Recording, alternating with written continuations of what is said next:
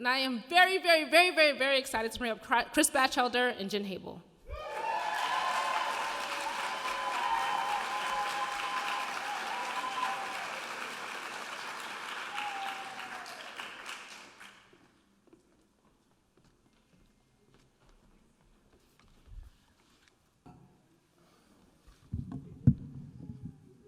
At this point in the conference, after all these afternoon readings and evening readings so spectacular, I feel like we should come up here on a unicycle or something and juggle fire. So delighted to be back. Great to read with Lacy. So great to teach with Katie again. Thanks to the workshop. They've been so talented, so generous, so smart. And to the directors, to Leah, sorry. We just met.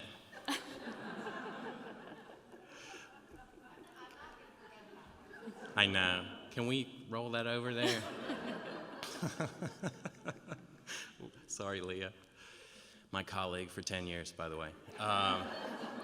And Gwen and Adam and the staff, thank you so much. And also just seeing those director and staff readings during the afternoons, the talent, it's just really impressive, and then also just the warmth and generosity with which they all support each other, and I just think they're people who organize and run this conference also really set the tone, so thank you for that.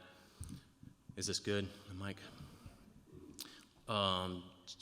Jennifer Habel's with me tonight. We read last year together as well, went home, worked on it, and come back and do it again. I guess one implication for any aspiring novelists out there is sometimes novels take over a year to write. Even when you're writing together, we sat at the dining room table and wrote this like word by word, comma by comma, and you'd think that would speed things up, right? Two people, but surprisingly it didn't. So it's called Day's Work. The putative narrator of the putative novel is 49 when the novel begins. She turns 50 during the novel. It's during the pandemic. She has recently become obsessed with Herman Melville and mostly his life, his work too, but mostly his life and some other tributary figures. She's mostly, all of the figures that she's interested in are kind of coalesce around ideas of mortality, art making, partnerships, ambition, what the cost and worth and debt and investment of art, and is art worth it? Is art worth it if you make other people miserable when you make it? Is art worth it if it never turns to anything? Is art worth it if nobody ever reads it once you make it? So those questions become interesting to her. She's an insomniac. She would like in the middle of the night to talk to her husband about Herman Melville, to talk to him about Elizabeth Hardwick and Robert Lowell, to talk about Emily Dickinson's dog, to talk about the role of postmenopausal whales in a whale pod, to talk about lots of things, but and he is patient to a point. His patience has limits. Jen and I really had to research what this kind of couple. I hope we got it right. Is that it? Oh, we're reading a condensed version of the first chapter. We'll pause briefly after that, and then we're going to read most of the second chapter. There's a character called the biographer. There's many Melville biographers, but the biographer is a special dude, and he's a character in our book. He's an admirable but vexing figure in Melville studies, but you don't need to know that. Jen is going to read the narrator's thoughts and comments, her voice. I'm going to read the husband and most of the quoted material. There's a lot of quoted material about from artists and critics. So that's how it's going to go this year. You ready? Yep. Okay. Bon voyage. My husband said last night as he turned out his light, "It's something he says to me, an edict inside of valediction." I wish you luck. He says and said last night, I think. Earlier he said, Wait, is it recycling night? It is, isn't it? Shit. You know how to do this. he told our younger daughter as they sat in the kitchen at what he calls the island, though it is in fact a peninsula. Combine your like terms. He said to her, I remember. He asked our dog rhetorically if she were hungry. He asked me rhetorically how much longer we would be disinfecting boxes of frozen waffles. He said scuba is an acronym, and radar too. When I found him at a window and asked him what he was looking at, he said, A big groundhog. Even a quiet person says a lot in a day, almost all of which is forgotten. Not forgotten, I suppose, but unremembered. Some mornings I revisit a 2015 blog post titled Words Herman Melville is reported to have spoken. The list is long and surprisingly short. At his wedding, Melville reportedly said, I do. He asked a barmaid in Liverpool, How much? In 1849, sailing on the packet ship the Southampton, he shouted, Man overboard. This morning I see that Melville nearly missed his voyage on the Southampton, having waited so long to apply for his passport, and that 7 years later he nearly missed his voyage on the Glasgow for the same reason. Melville's older brother Gansevoort once lamented Herman's habit of procrastination. That disinclination to perform the special duty of the hour. Curiously, Melville's delinquent passport applications indicate that he shrunk nearly 1.5 inches in 7 years. He was 5'10" and 1/8 inches at age 30, but 5'8"3/4 inches at age 37. According to ship's cruise list, he was 5'8.5" at age 19, but 5'9.5" inches at age 21. If you had less evidence, you'd know how tall Herman Melville was. Or if I had more. My husband says that I seem to have contracted Melville, and it's true that some mornings we find one of my crumpled sticky notes in the sheets like a used tissue. This blue one says, Tall and imposing. Quoting Melville's granddaughter Frances, and this green one, quoting Frances's sister, says, Many who knew him would have said that he was 6 feet tall, whereas he was 2 to 3 inches short of that. Melville scholars often common sense explanations for the discrepancies in his recorded height, errors in measurement, exaggerations in self-reporting. But this morning I see that a medical doctor suggests that Melville's apparent loss of height may have been caused by an autoimmune disease. In the many ailments of Herman Melville, John J. Ross, MD, claims that Ankylosing spondylitis offers an attractive, unifying diagnosis. for Melville's numerous maladies, which included not only skeletal changes resulting in height loss, but rheumatism, sciatica, arthritis, and persistent eye pain. But like an owl, I steal abroad by twilight, owing to the twilight of my eyes. Melville wrote at age 31. Those eyes were small and blue, and according to Sophia Hawthorne, Quite undistinguished in any way. though she found his gaze powerful. How he could see so keenly without keen eyes, she could not comprehend. His glance, she wrote to her mother, Does not seem to penetrate through you, but to take you into himself. According to one biographer, Sophia Hawthorne's impressionistic paragraph about Melville's appearance and affect is, By all odds, the fullest such description of Melville known to exist. according to another, Melville is So murky. that a recently discovered photograph of a bearded man on a Staten Island pier caused excitement among Melvillians. Even though the photo shows little more than a featureless silhouette. He was born Herman Melville, no final E, in 1819, and eulogized as Hiram Melville. in the New York Times after his death in 1891, and registered as Norman Melville. on a transcribed crew list at age 19. On his final sea voyage at age 69, he was identified in the Bermuda Gazette as A. Melville. His lifelong smoldering restlessness, his roving inclination. his long days in his cold study. At age 25, he wrote his first book. In 7 years, he wrote 7. The 6th of 7 was Moby Dick. Moby Dick was written Under unfavorable circumstances. according to Melville's wife. I am so pulled hither and thither by circumstances. Melville wrote to Nathaniel Hawthorne in the spring of 1851 while trying to complete both Moby Dick and his chores. The calm, the coolness, the silent grass-growing mood in which a man ought always to compose That I fear can seldom be mine. He feared, he wrote, that he would become as worn out as An old nutmeg grater. And went on to complain to Hawthorne about the publishing industry. Though I wrote the Gospels of the century, I should die in the gutter. Concerning the Gospels, he was correct, more or less. According to Nathaniel Philbrick, Moby Dick is The one book that deserves to be called our American Bible, David Gilbert calls it, a Bible written in scrimshaw, and Philip Hoare. an unnatural, immaculate conception.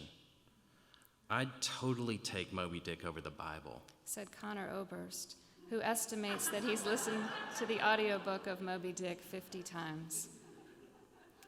Lewis Lapham's mother read Moby Dick to him when he was 6. Faulkner read it to his daughter when she was 7. David Foster Wallace's father read it to him when he was 8. Marilyn Robinson read it by herself when she was 9. E.L. Doctorow read half of it when he was 10.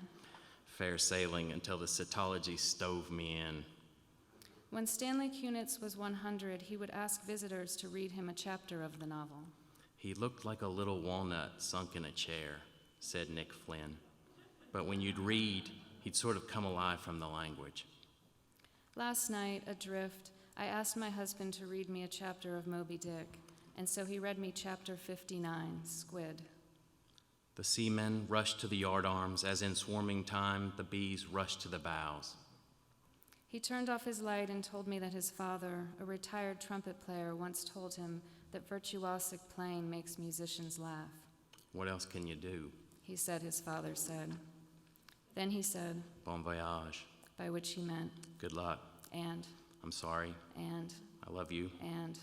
Please leave me the fuck alone. Years ago, 3 or 4 beds ago, he read to me from Death Comes for the Archbishop, I remember, and The Pilgrim Hawk, and Ethan Frome. He read me stories by Alistair MacLeod, Jhumpa Lahiri, Lars Gustafsson, Mavis Gallant. He read me a story about a man who puts all his bedroom furniture on his lawn, a story about a typewriter repairman and his schizophrenic son, a story about a woman perched in a tree above a neighborhood playground, a story about a goldfish persevering inside the murk of a neglected tank. A story in which a woman who can't sleep asks her husband to make her a butter, lettuce, and salt sandwich. A story in which a boy watches a racist police officer bathe his disabled daughter. A story in which a group of boys watch a rabbi and his wife having sex. A story about a girl who raises homing pigeons in her backyard. A story about a teacher who gives Sanskrit lessons on his balcony. A story set in Peed Onk. A story set on a train to Florida. A story set at Camp Crescendo. A story in which Pooh and Piglet unwittingly dismantle Eeyore's house as they collect sticks to build a house for Eeyore. A grand idea that becomes, for a time, an awful mistake. He read that story to my stomach, one of us having seen somewhere that this might help the baby grow accustomed to his voice. Gooseberries, he read to me. And Wakefield. Such a small bed. Back then, it was hard to stay awake until the end. This morning, I discovered a list derived from student complaints of the 10 writers most likely to put you to sleep. It's actually just 9 writers I discovered because Herman Melville is mistakenly listed twice. William Shakespeare, Ernest Hemingway, William Faulkner, Herman Melville, James Joyce, Fyodor Dostoevsky, Thomas Hardy, Herman Melville, John Steinbeck, Joseph Conrad.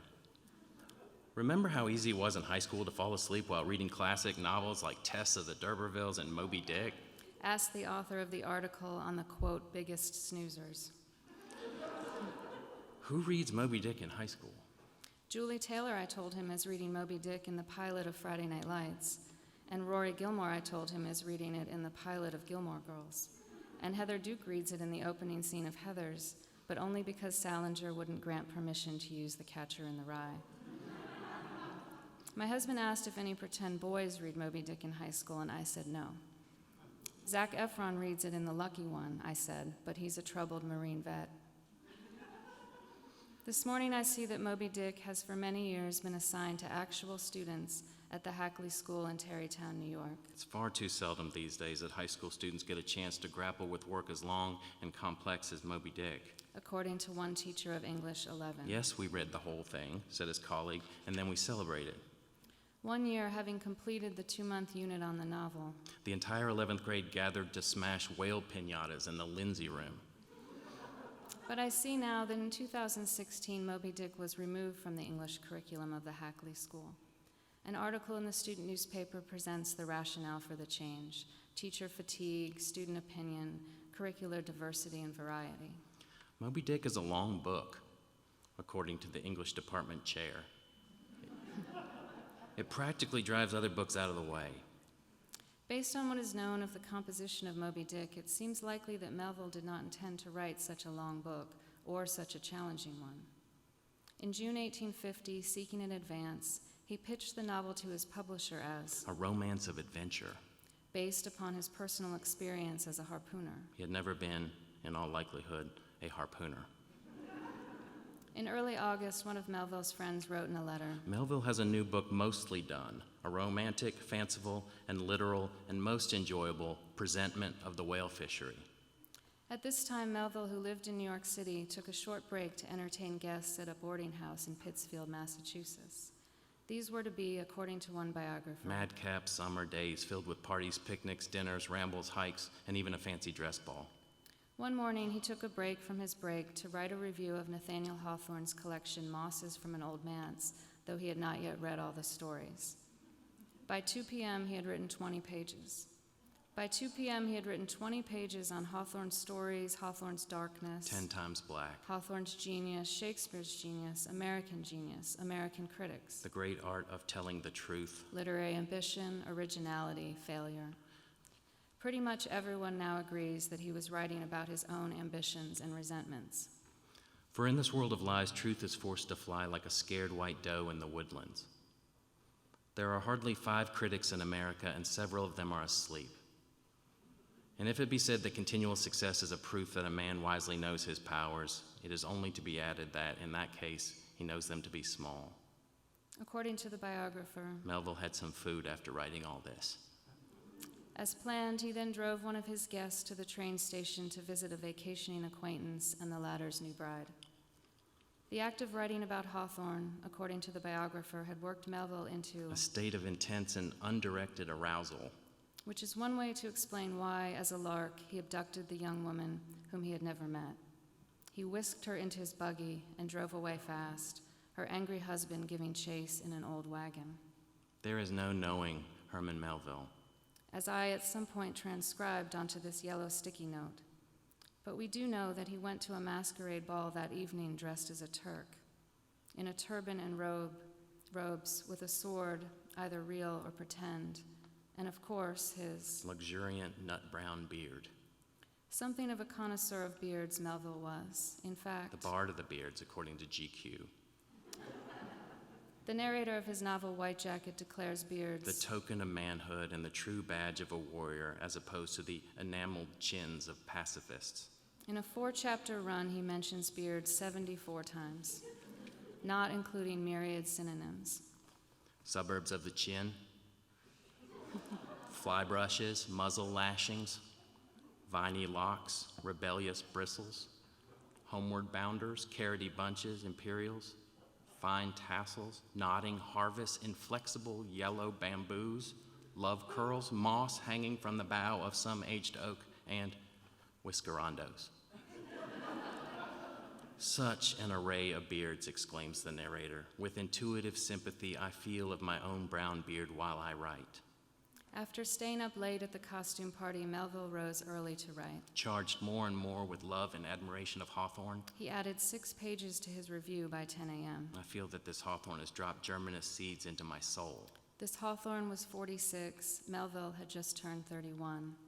Hawthorne, he wrote, Expands and deepens down the more I contemplate him, and further shoots his strong New England roots into me. After Melville's wife made a fair copy of the 26-page paean, Melville added a title, Hawthorne and His Mosses, as well as a pseudonymous attribution. By a Virginian spending July in Vermont. and a geographic amendment to his botanical metaphor. This hawthorn shoots his strong New England roots into the hot soil of my southern soul. This, according to one Melville biographer, is one of the two most erotically charged passages in 19th century American literature. Lamentably, she doesn't identify the other. I watched as my husband, with only his iPhone and some trail mix, set out to discover the unknown erotic passage. Although the reputedly Southern author of Hawthorne and His Mosses claims never to have met his subject, I never saw the man.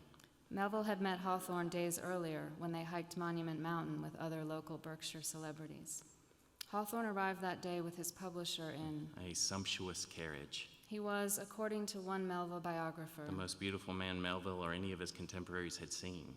According to the biographer, he was so darkly gorgeous. So strikingly handsome, in fact, that a woman on a snowy road in Maine once asked his walking companions, "Is he a man or an angel?"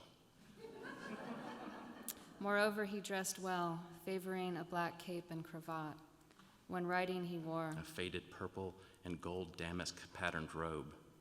Melville, by contrast, was, as Hawthorne once noted in his journal, a little heterodox in the matter of clean linen.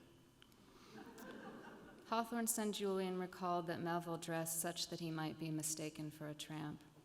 He was, according to Julian, the strangest being that ever came into our circle. When he told his astonishing stories, he would act them out and play all the parts. Savages breaching whales, captains and their ragged crews. Castaways smashing coconuts on rocks. The things he told of seemed to be actually taking place there in our little sitting room, wrote Julian. His mother once searched for the club that Melville brandished during one of his violent and captivating tales, but there was no club, never had been. Melville would show up at their home in a shaggy coat dusted with snow, having walked the 6 miles to Lenox from his recently purchased Pittsfield farm, with his enormous dog, a Newfoundland. black as Erebus. Perhaps in some dim attic there is a letter foxed with age that reveals the dog's name.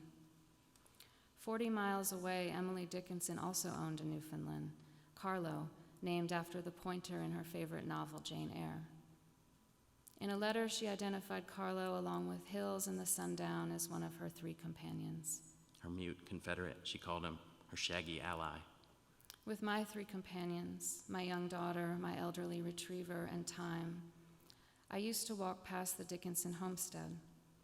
On one occasion, my daughter, having learned from a children's book that dogs can tell what people and dogs have been here even after they're gone, asked me if our dog could smell Emily. Called back, reads Dickinson's gravestone, past which we also walked, pausing to observe the motley offerings placed there in all seasons: pencils and pens, quills, coins, stones, shells, notes. Cemeteries are more active than a lot of people think, notes the director for the Trees and Grounds Division at Amherst Department of Public Works. Dickinson left elaborate instructions for her funeral, including the route by which her coffin should be carried from the homestead to the cemetery, not out the front door and through city streets, but out the back door, around her flower garden, through the barn, and across the fields. When Carlo died in 1866, Dickinson wrote the following note to her friend. Carlo died. E. Dickinson. Would you instruct me now? Byron also had a Newfoundland, I told my husband this morning. His name was Bosun. Bosun died at age 5 of rabies, I told him, but Carlo lived 17 years. The Methuselah of Newfies. Who's Methuselah of Newfies, said our younger daughter, furloughed from Zoom school for what is optimistically called fruit break. The average lifespan of Newfies, I reported, is 8 to 10 years. Didn't Byron have a bear, though? Small things live longer than big things, our daughter said. But hamsters. Why would you bring up peanuts, she said. I said that there are whales alive today that were alive when Melville wrote Moby Dick, though not sperm whales. But our dog could live to be 20, our daughter said, and I agreed that as a small dog, she had a longer lifespan than a Newfoundland. She doesn't have an average lifespan, said my husband as he filled his travel mug with coffee. She just has a lifespan. He then withdrew to the back porch so that none of us could overhear him teaching intermediate fiction writing. He has, in the pedagogical parlance, gone remote. Remote. The dark, easy joke hovers unuttered. There was a time, we've come to call it the bad time, when my husband went far away in our small house. I'm right here. He would say, wrongly. My husband is right that I do not have an average lifespan, but my average lifespan I see this morning is 81. My husband's is 75. Emily Dickinson, who lived to be 55, had an average lifespan of about 44. Byron, who died at 36, had an average lifespan of roughly 40, as did Melville, though the numbers are skewed by infant mortality. The next time the topic of pet mortality arises, I might tell our daughter that our small dog has an average lifespan of 14 to 16 years. Our first dog, Jacob, who died at age 12, had an average lifespan of 10 to 12 years. Our golden shadow, our fretful friend. Dog ownership is a great way to teach children about death, according to the instructor of a class my husband and I once attended on introducing your infant to your dog. When our dog died, she said to the class, I told my kids to imagine him running through a field with Jesus. Dickinson once told a young neighbor while out walking her dog, Gracie, do you know that I believe that the first to come and greet me when I go to heaven will be this dear, faithful old friend Carlo? Our daughter, who remembers little about Jacob, remembers a shaved rectangular patch on his flank where a veterinarian tested him for allergies, and his red plaid bed. Julian Hawthorne remembered being permitted to ride Mr. Melville's Newfoundland when he was a boy. At times, as he recalled years later, the dog would turn its massive head and touch his leg with its cold, wet nose. Julian was also permitted to ride Melville's horse, and on one occasion to sit up front in his wagon and hold the reins, after which he said that he loved Mr. Melville as much as his father and mother and sister. The letter that he wrote to Melville when he was 5 is now unlocated. It is a vile habit of mine to destroy nearly all my letters. Melville once wrote, but Julian kept Melville's reply. I am very happy that I have a place in the heart of so fine a little fellow as you. 3 months earlier, Hawthorne had moved the family to West Newton, having tired of the Most horrible climate. of Western Massachusetts. I detest it, I detest it, I detest it. Hawthorne recorded in his journal. I hate Berkshire with my whole soul and would joyfully see its mountains laid flat. According to Julian, The locale had been a paradise for the children, but his father soon wearied of any particular locality. Liverpool, Liverpool is the most detestable place as a residence that ever my lot was cast in. Salem, I detest this town so much that I hate to go out into the streets. Rome, I wish the very site had been obliterated before I saw it. England. I hate England. The Hawthornes I see this morning moved at least 20 times in their 22-year marriage. On November 21, 1851, the family left Lenox in a farmer's wagon during a snowstorm, One of the severest storms we have ever known. according to the Springfield Republican. They left behind Melville, The parched Berkshire sailor. a Hawthorne biographer calls him, and 5 house cats. In his biography of his parents, Julian Hawthorne recalls that these cats chased the wagon for a quarter of a mile before settling on a ridge in a row. There they remained in motionless protest, outlined against the sky, until distance blotted them from sight. The family boarded a passenger train in Pittsfield, but there is no evidence that they saw Melville before departing, There was nothing to be done about Melville, of course. writes the Hawthorne biographer. He had a family of his own. Thank you. Thanks.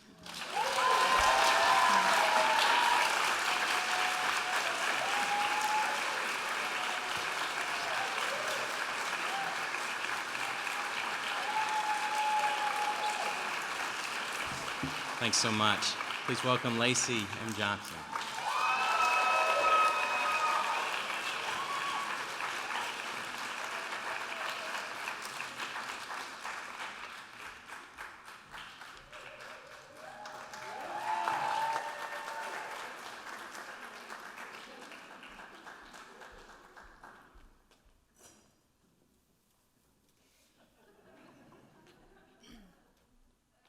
I've been wanting to do that all week. And Leah's laughing because I've been talking about it at lunch.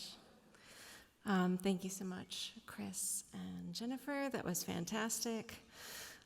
What an honor it is to share the stage and the evening with you.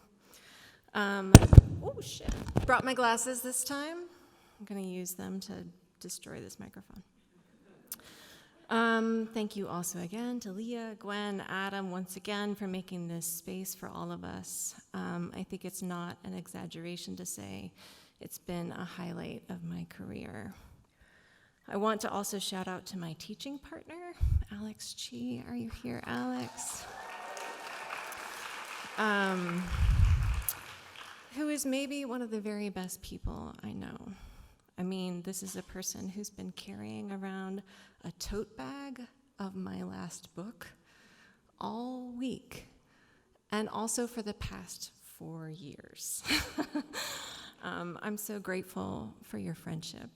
I love you so much. So I still have a little bit of vulnerability hangover from my talk last week, so I'm going to do something slightly different tonight.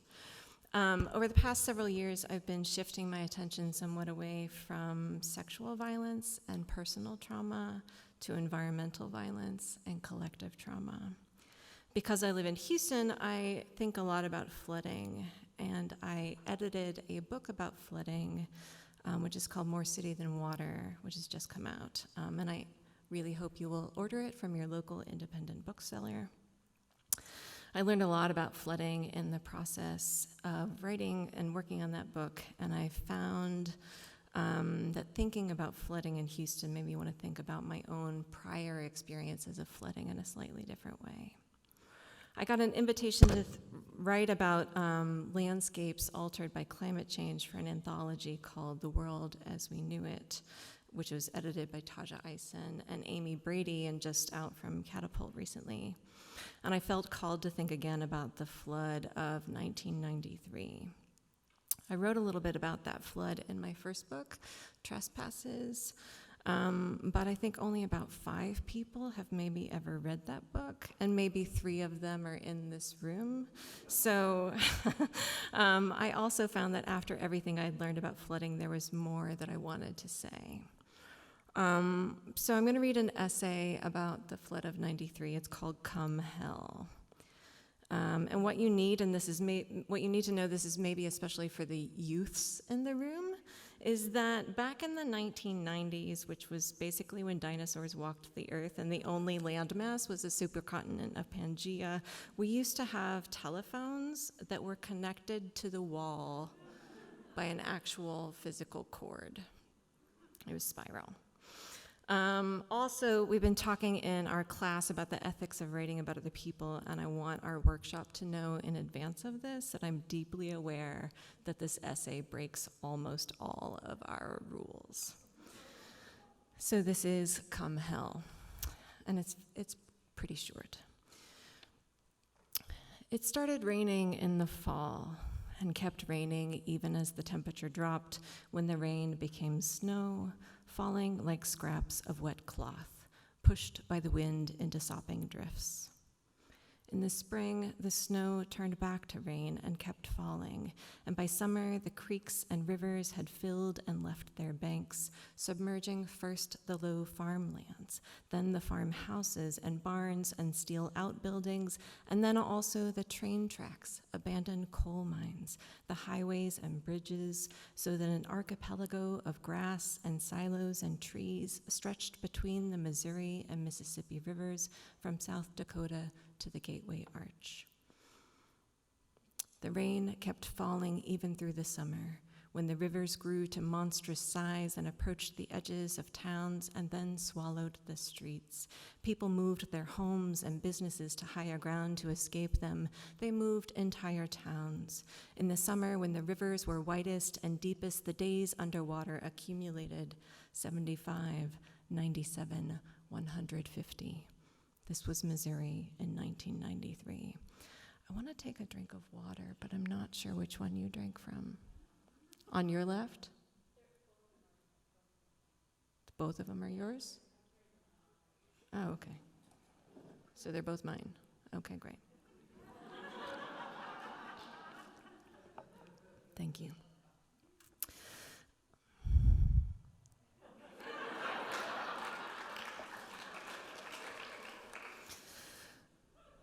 I'm going to make it dramatic and start sprinkling.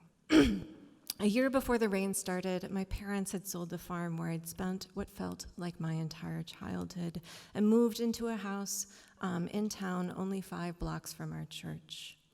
Living so close to the pulpit meant that not even the worst flood in 75 years could keep us from attending every service, every Sunday morning, and every Wednesday night.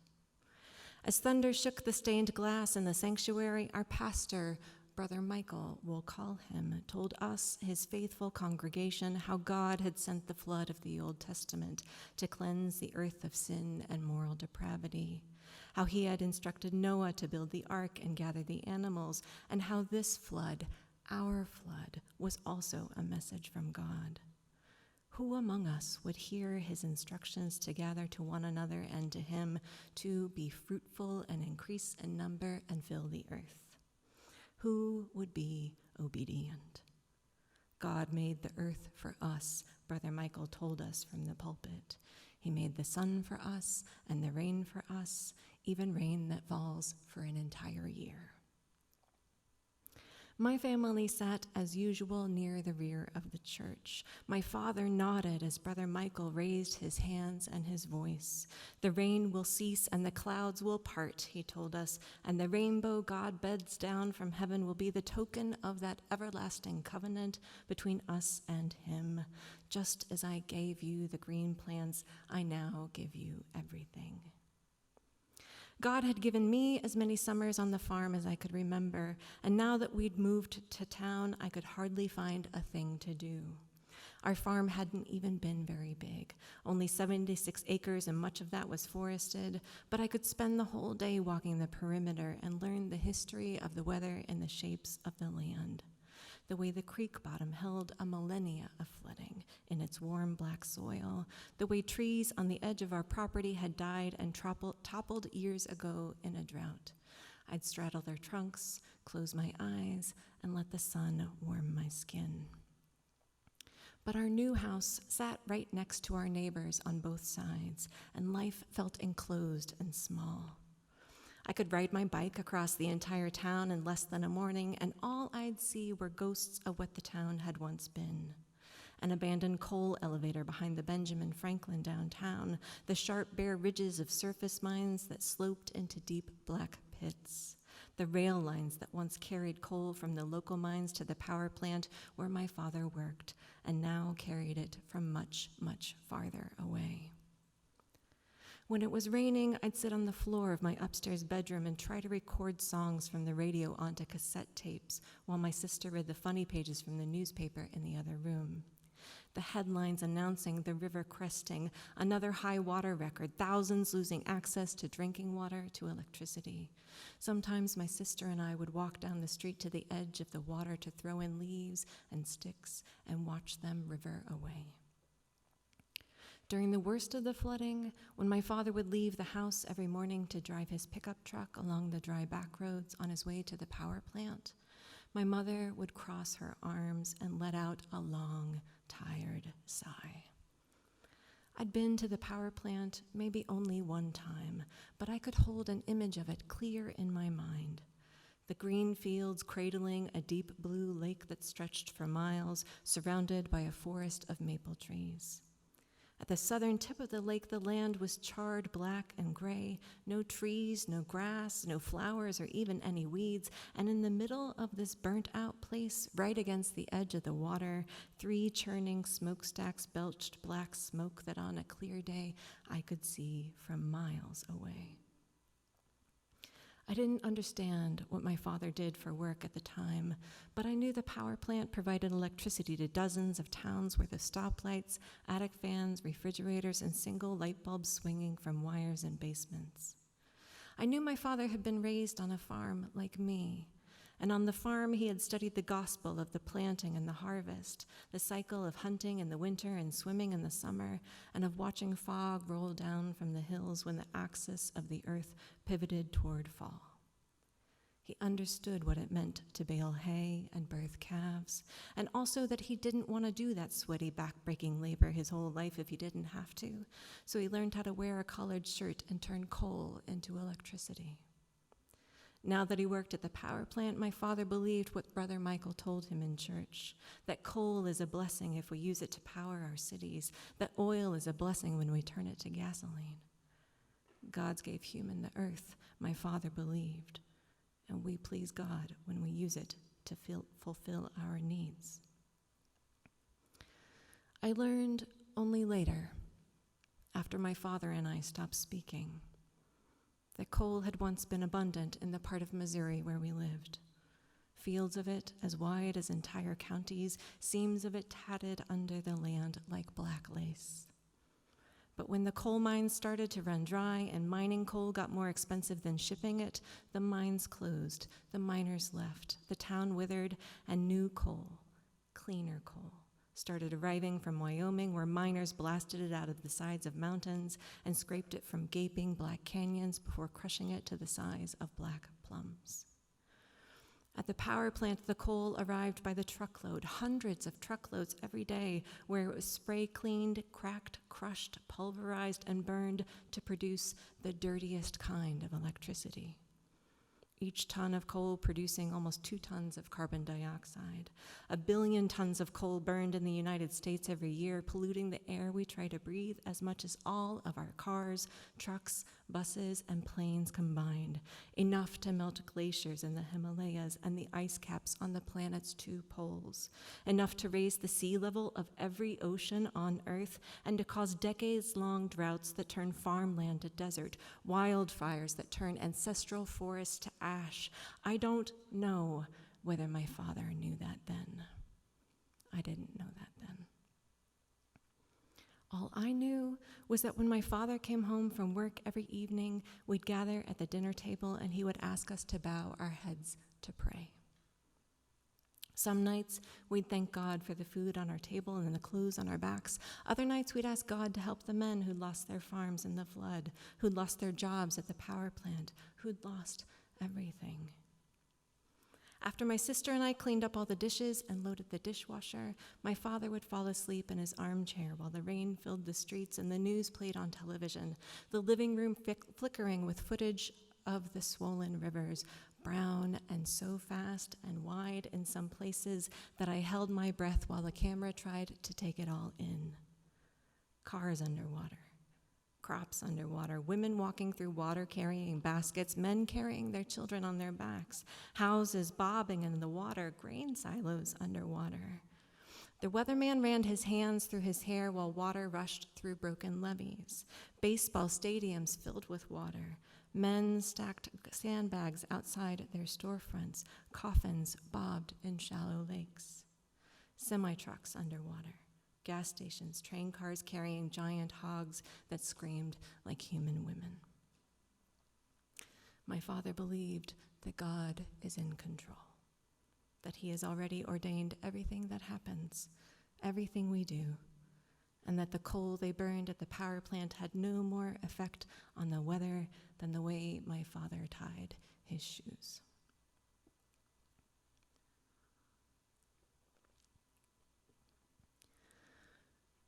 I never once heard my father say the phrase global warming or climate change, not until decades later, when he had already decided he didn't believe they exist, though I often heard him say Heavenly Father and Amen.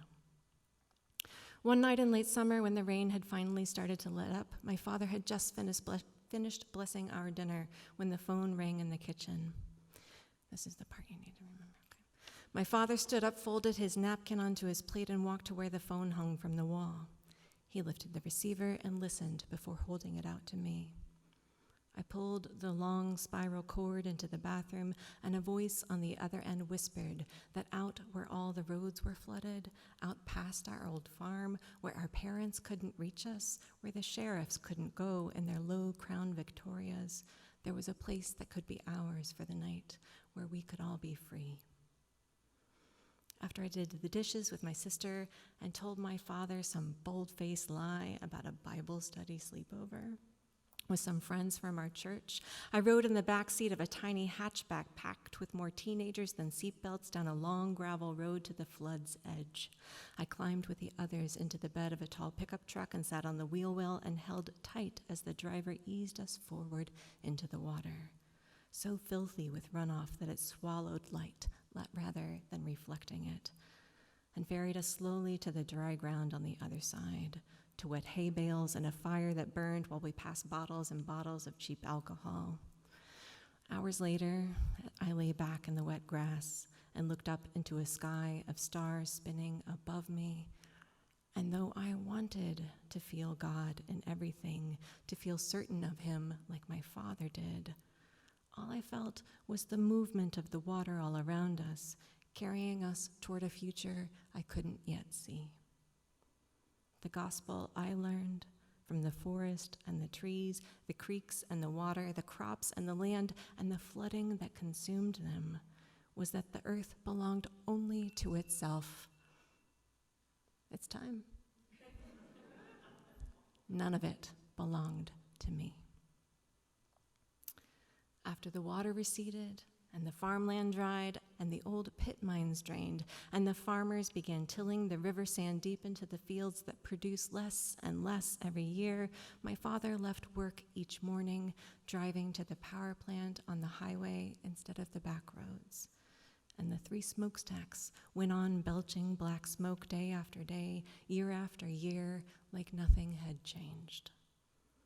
We went to church every Sunday morning and every Wednesday night, and before dinner, my father asked us to bow our heads to pray. For a while, I did pray. But in the afternoons, my sister read the funny page from the newspaper, and I sat on the floor of my bedroom recording songs from the radio onto cassette tapes while trying to imagine what I could take with me when I leave. What I loved most about that place was the warm black soil on the creek bottom, the fog rolling down from the ridge of trees, the way the wind rippled the fields of grass and waves. But none of those things were mine to take. And besides, by that time, they were already gone. Thank you.